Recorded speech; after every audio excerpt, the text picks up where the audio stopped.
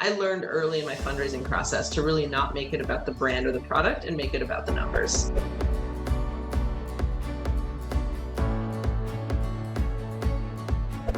This is Aaron Price of TechUnited, and I'm very excited today to welcome Melanie Travis, the founder and CEO at Andie. Melanie, thanks for joining us. Thanks so much for having me. So first, from where, I'm live in our studio in Jersey City. Where are you physically set up right now? I am live from my office in the West Village in New York City, so right across the river. Awesome. How are you holding up in New York right now? Good. It's pretty good. We're definitely turning a corner here. Vaccines are proliferating. Restaurants are open. It's a good vibe. Good. Yeah. Can you share with people who are unfamiliar, what is Andie? Sure. The 60-second pitch. The 60-second pitch. So Andie is a global direct-to-consumer swimwear brand for women. We launched in April 2017, so we are now coming up on our 4th birthday. Wow, that's Maybe pretty that was incredible. a 30-second pitch, but That was like the 15. Most people I ask that question, they go on for like 8 minutes. So I really appreciate that you got it down and you're ready to go. I figured we'd get into all the nitty-gritty as we proceed here and start with the high level. We are going to get into the nitty-gritty. So tell me why you started the company. I started the company from just a personal pain point of always struggling to find a swimsuit that I felt good in, that was easy to shop for, something that was easy to wear. I realized, swim is probably a category that's quite different for men and for women. You probably throw on a pair of trunks and call it a day. But for a woman, it's quite a fraught experience. When a woman is wearing a swimsuit, it is the most naked she will ever be in public. And so in some ways, it's a more challenging category even than lingerie or intimates. And so I just hated swimsuit shopping my whole life. And I was like, you know what? I don't think it needs to be this way. And my background is in tech and startups. And I thought, why not take this sort of, mentality of breaking a category, disrupting it, figuring, a better shopping experience out, and trying that out. And when I launched the company, I started it just bootstrapped because I had no idea if anybody felt the way I did. And 4 years later, I can say with a great degree of confidence that I was not the only woman who struggled, and it's been an amazing journey from the beginning. So so many questions here. So first of all, it seems like breaking out in the category like this and building a brand is particularly difficult. So tell me, like, the day one, how did you prove that there was some product market fit here? So I proved product market fit by starting with a crowdfunding campaign. Because, by the way, as part of my background, I worked at Kickstarter for a few years, so I really know the sort of ins and outs of running a crowdfunding campaign, and I think it can be a great way to test a market before you throw too much investment at something, whether personal life investment or cash investment. So I did a crowdfunding campaign, and I told myself it was brief. I'd have 2 weeks. I'd pitch this idea of a curated direct-to-consumer swim brand for women with classic styles that are easy to shop for, with some online sort of fit guides which we can get into. And if I sold, I think I set a parameter, this was now almost 5 years ago, if I set a parameter of I think I wanted to sell like 200 swimsuits or something, and that would be an indication for me that I could quit my day job and launch this company. And we blew past the goal, and I thought, okay, this is it, and I quit my job the next day. How many did you sell? I think I sold almost 1,000. I'm shocked you don't know that number, like tattooed on your wrist. I know, yep. Thankfully we're kind of past that point now, but yeah, it was a big moment. Move. But for early stage founders who are watching or listening, I think there's a fairy tale narrative there that I want to dive into a bit, right? Because I think that, there are a lot of failed Kickstarter campaigns. So what specifically made yours successful? And did you hire I get targeted with 17 "we'll help you launch on Kickstarter, etc." agencies a day. I don't know if that's saying any sense to you, but I get targeted by a lot of agencies who want to help me launch something on Kickstarter. And I'm curious what made yours successful and if you'd recommend those kinds of agencies specifically. I mean, it depends what you want to do. What made mine successful, I think, was precisely not using any type of agency work. Mine was extremely personal. I shot the Kickstarter video with my cell phone, basically a selfie of myself where I propped it on the sand at a beach. And I was like, look, here I am feeling super uncomfortable in a swimsuit. It doesn't have to be this way. It was very personal. There were 2 reward tiers, I think. So just like the simplest version of something. It was short. It was just 2 weeks. I think a big problem that folks run into when they're crowdfunding is they do 30 days or 60 days. They think the length gives them more money, but actually you fall into a valley of despair in the middle. So I kept mine short, tight, honest. And I didn't run any ads for it, but I did send emails to literally everyone I know. And I asked them to share about it. And I think How really personal coming, were those emails, by the way? I'm curious. Mail they, merge, one blast, individual. it was a mix. The tone was perhaps more personal than like hitting individual send each time. Just for a sense of context, I launched my Kickstarter or the crowdfunding campaign. I think on the day that Trump was first inaugurated in 2016. So there was like so many like macro things Yeah. going on in the world, and I kind of harnessed that energy to say like, "Holy shit, here we are." Sorry, I don't know if I'm I so can glad you say brought shit. that. You can say whatever you want. Okay. So that's a really great point. Do you think, were you deliberate on the timing? Were you lucky on the timing? And how important is timing for these things? Oh, timing is hugely important.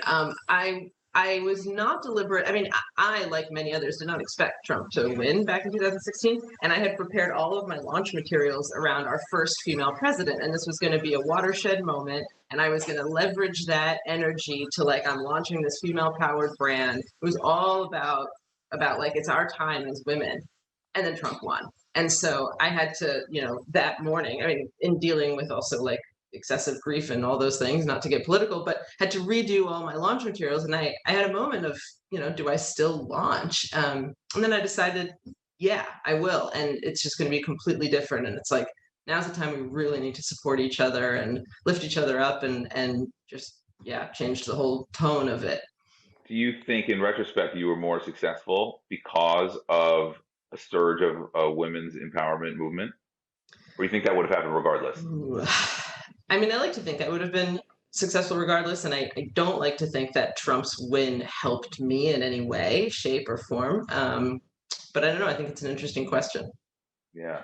So let's jump ahead. Tell me some of the highlights, right? If you were telling the best parts of this story, tell me if you can share sales numbers or how much money have you raised. What are some of the big wins? Yeah, well, so over the last 4 years, we've raised about $10 million. And, my board would kill me if I revealed revenue numbers, but like loosely, we'll probably do about 50 million in sales this year. So That's for awesome. a sense of Congratulations. scale, we're 4 years in. And I can tell you 4 years ago, or well, 4.5 years ago when I was doing that crowdfunding campaign, if you had told me in less than 5 years I'd be selling $50 million worth of swimwear on the internet, I would have said you were crazy. But I think it's a lot of hard work and also a mix of luck and timing, like you said. And it was sort of right category, right time, hit a lot of tailwinds. COVID was obviously a challenge in the beginning, but ended up being a tailwind for us. And I think now we're sitting like just on the cusp of a summer where I'm expecting people to go absolutely insane, just flood the outdoors, travel, get outside. And so we're expecting our biggest year ever. That's incredible. I love it. How does someone break out? I mean, to me, this sounds like one of the hardest categories to break into. I'm assuming you're Yeah, not putting branding on the exterior of the swimwear, right. right? So Correct. how do you create market awareness? How do you drive significant, consumer championship here? Like what are some of the things you do I mean, those are big numbers for a relatively young company. Yeah. What have you found? Maybe you could share some of the tests you've done to find, something that didn't work and something that did. Yeah. I mean, there has definitely been a lot of trial and error over the years to figure out what works. I think, let me think about the best way to answer this. There's a product component. So like making a good quality product that fits well, that's obviously key, but that's also sort of table stakes. There's building a brand that really resonates with your target demographic, and that the importance of that cannot be understated, particularly for categories such as swim. And the whole point was really to disrupt the like big corporation anonymous swimwear shopping and make a company that felt like your best friend, that you could really sort of that you could talk to and hold your hand while you're shopping, that kind of thing. So investing a lot in that, which also means investing a lot in customer support in the early days. And well, now I even forgot what question I'm answering. I'm answering Uh, the no, what resonates in marketing to consumers in this space, but those are all very helpful. oh yeah, right. I think, in the beginning, what worked best was really being very personal about it. Like this has been my personal challenge, and not trying to we launched with 3 swimsuits. I wasn't trying to be everything to everyone when I launched. And I think that's a really important thing for any entrepreneur launching.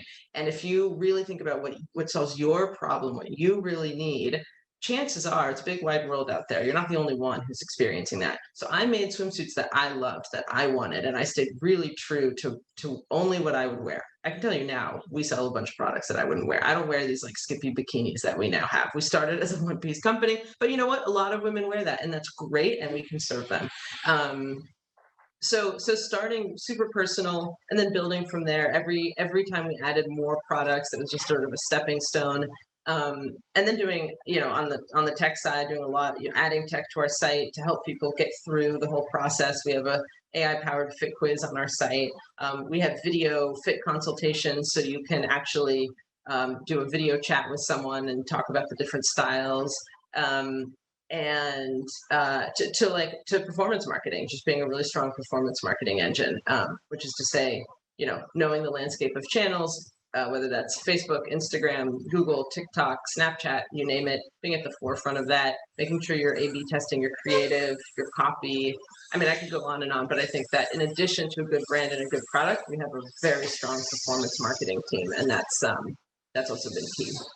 I mean, the thing I'm hearing in your narrative throughout is being very authentic. You talked about putting your cell phone down with you on the beach. Yeah. I was assuming that in that scenario, in a swimsuit, like very exposed, and it sounds like authenticity has been key to your brand. And then you're sharing, right, some of these skimpier suits that you now sell. And I'm curious how you feel about your role in women's body image. Like, are there things that you won't do? How do you market the brand, and how do you feel like your cultural role, how the company plays a role in culture in shaping the perception of women's bodies? Yeah, I mean, I take that very seriously, and I think that Andie plays a big role in that. And thankfully, now that we're bigger, I think we're making an impact.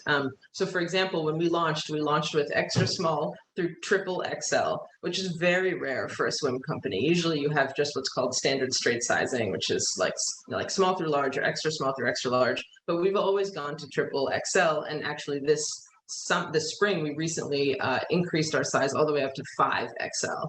And we don't do, separate, different swim for what is traditionally called plus. It's all the same styles that women love.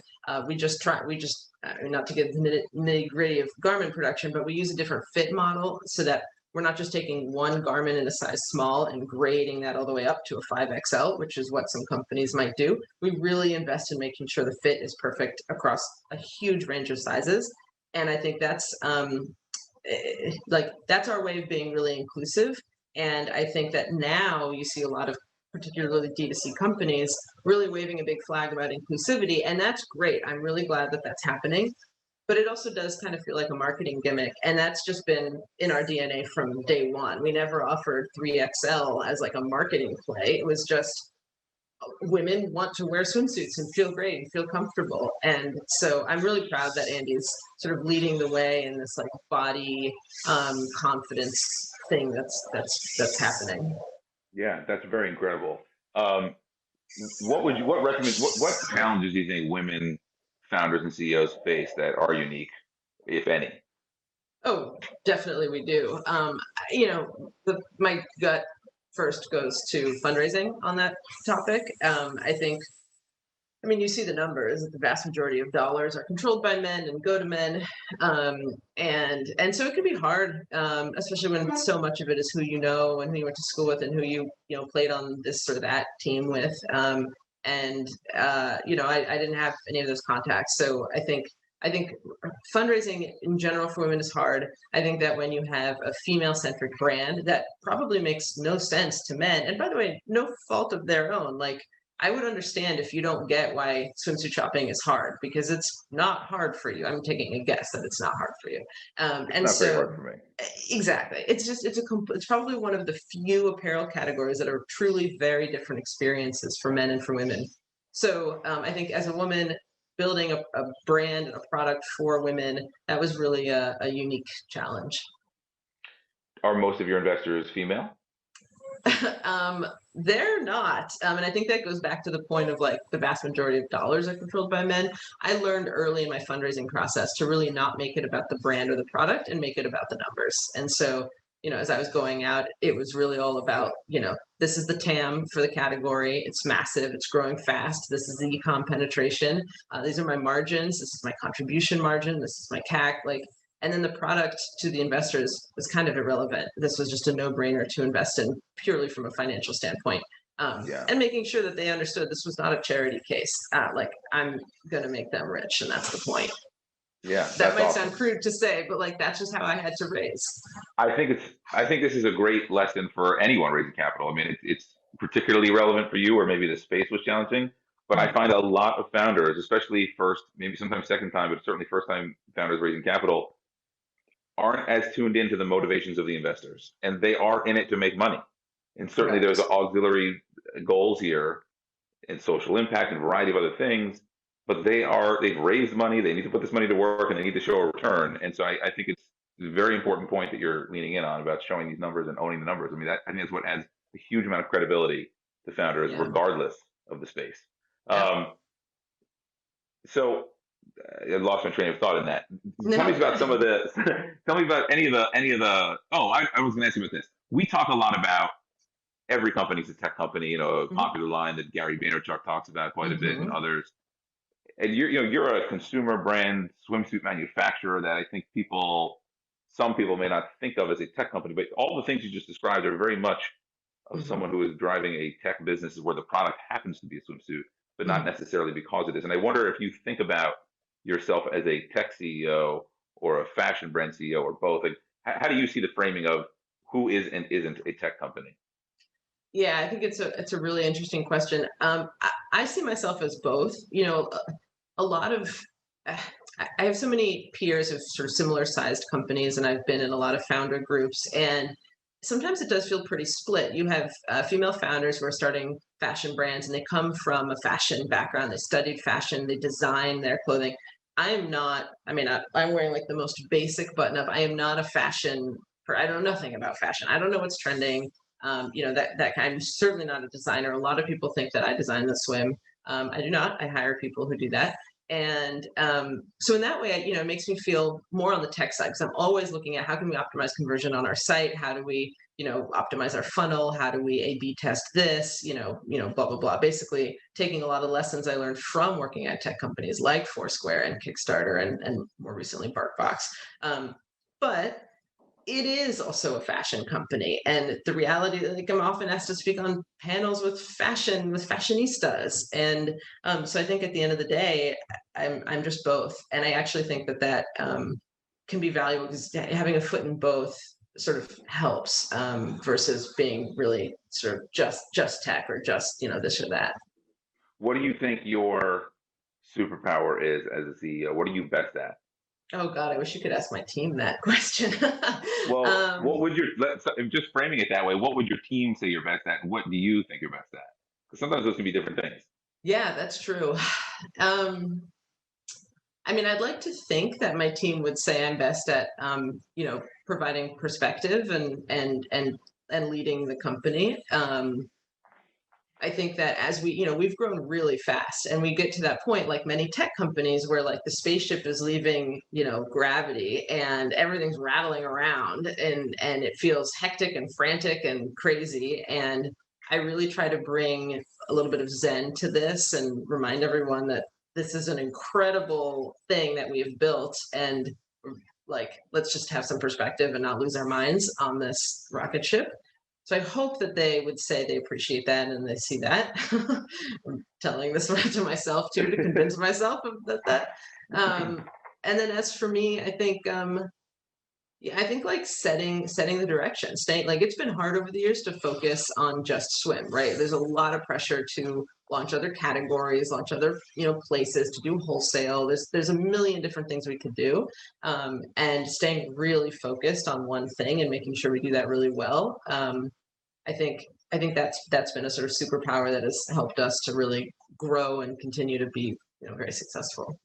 Yeah, I think that's a common quality in successful founders, is the ability to say no to lots of things and stay focused.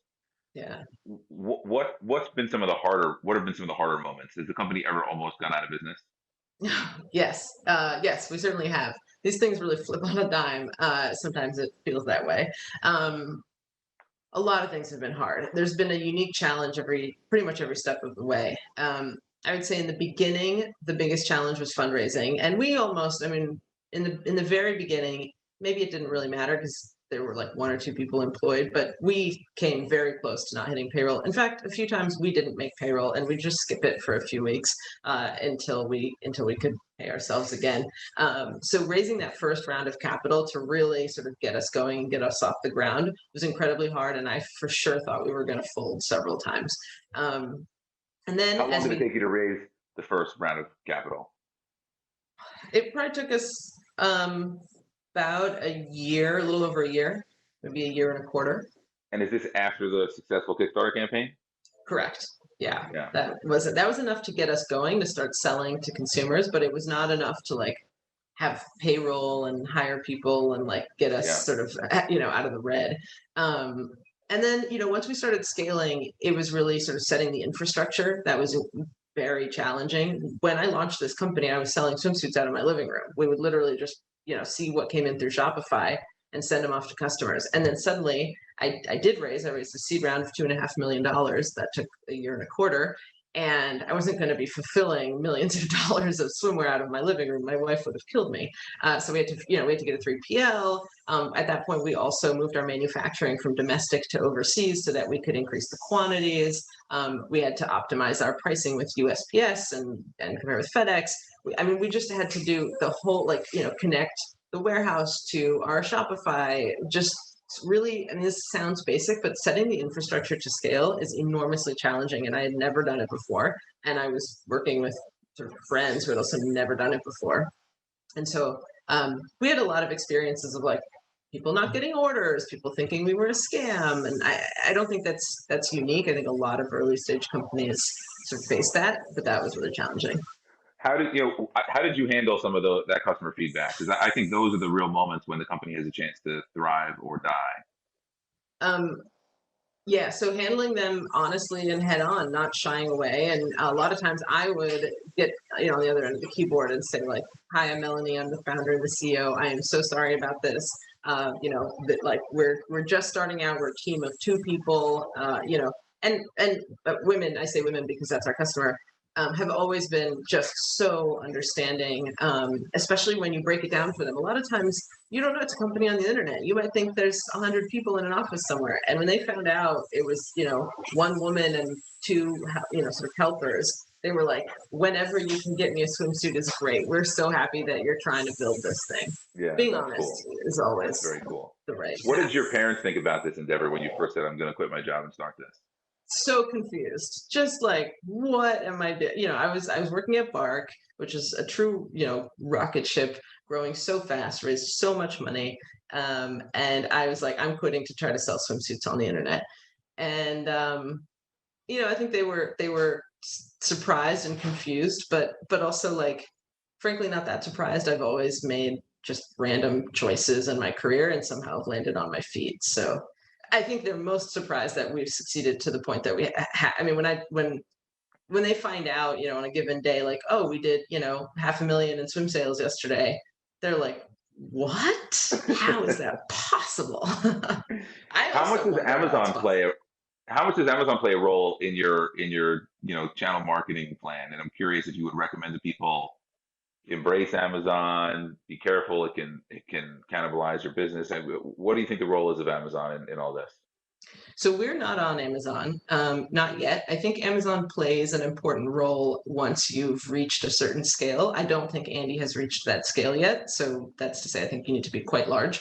Um, Amazon is a great platform for discovery. There's what is it, like hundreds of millions of people shopping on Amazon. I'm sure it legitimizes the product, but it's also a margin eater, and if you can drive people to your own website and preserve your entire margin, I mean, this is one of the reasons we don't do wholesale of any kind, um, then why dilute yourself? And so Yeah. when we need to, we'll leverage Amazon. You can get data you can reach out to Amazon, and by you, I mean any entrepreneur, and find out how many people are searching for your product. And I also think that once we know there's a like large critical mass searching for Andie on Amazon, that'll be a time. But for now, we have a great business and we control everything through andieswim.com. So no need to branch out. For those listening, Andie is Andie, andieswim.com. A little Thank shout out you. there. Um, I would think Instagram is a massive acquisition channel for you. Is that right? It is huge. Is it the number one acquisition channel? Yes, it is. Followed closely What by Facebook. So what would you say are the most effective? I'm curious if this is again about authenticity. What Mhm. resonates with people when you look to drive awareness, through social media about a brand like this? So Facebook over the years, I mean, it's always been a strong channel for us. I think that as a lot of brands have, come onto Facebook and play in the auction there and bidding for, and when I say Facebook, I often mean Instagram or Facebook. Though from a pure channel perspective, Instagram is better for us than being in the Facebook newsfeed. But I guess what I'm trying to say is diversifying the mix that you have within Facebook is what really works. And so, for example, one thing that doesn't work is like glossy, beautiful lifestyle images of women on a beach with their swim because they look like an ad. Anything that looks like an ad, people are so accustomed to swiping by. So we do a lot of user generated content on Instagram and Facebook. And then we also use actual like what's called whitelisting. It's a product you can use where you run an ad on someone else's account for Andie. This has become an increasingly common thing that brands are doing, and it works really well because people don't realize they're seeing an ad from Andie. They see an ad from one of their favorite influencers or whatever, where the influencer is saying, "God, I love Andie so much," and it links over to Andie. And there's a lot of platforms that plug into Facebook to do it, and I'd say that's a hugely successful Facebook strategy for brands out Yeah. there. What is behind the name Andie? So we called the company Andie because we wanted a company that felt like a friend, not some anonymous corporation, someone that you could really trust. And we also called it Andie because we wanted one word. In the beginning, Andie only sold one piece swimwear, which is my preferred swim. And so we wanted one word for one pieces and something that felt like a friend and personal, and it stuck. That's very cool. There are a variety of diversity boxes that you check, and we talk a lot about at Tech United. How do we highlight diverse leaders of Hmm. race and religion and gender in Hmm. the right way? And I Hmm. wonder, and I feel very strongly that it's not about having, like you talked about before, being on like a fashion panel. You're not necessarily certain things about it. Who had thought of herself as a fashion person? Hmm. Sounds like you've embraced that. I don't love the idea of doing like women in tech and just marching, a bunch of women on stage and talking about women in tech. If that's not how they identify themselves, as the top line. I Hmm. wonder what advice you have for me, for people who are thinking about this topic. What is the right way to approach? If people are genuinely interested in being supportive of people who don't look like them Yeah. and growing their communities, do you have a suggestion on ways to approach that? I mean, I'm sure everyone's answer would be different. I don't know if mine is very good, but I'm interested in the like meaty, interesting, like substantive topics, whether it's fundraising, whether it's, marketing best practices, whether it's, supply chain optimization, whatever it is. I can speak to all of those better than I can speak to like a theme of women, And so I think the thing that I look for when I'm attending or speaking is like a topic that's interesting with diverse representation on that topic. So if it was, supply chain, I'm sure you can get, men, women, there are lots of people doing these things, and it's less about, a topic on like like what is it like being a woman versus like here, what's your perspective on product building in this, given who you are and where you come from? Yeah, I like it. Well, it's been awesome having you on. Where do you think, 5 to 10 years from now, what's Andy look like? Do you drop the swim in the URL? I was about to say, well, maybe we'll drop the swim. Were you really That's going to say that?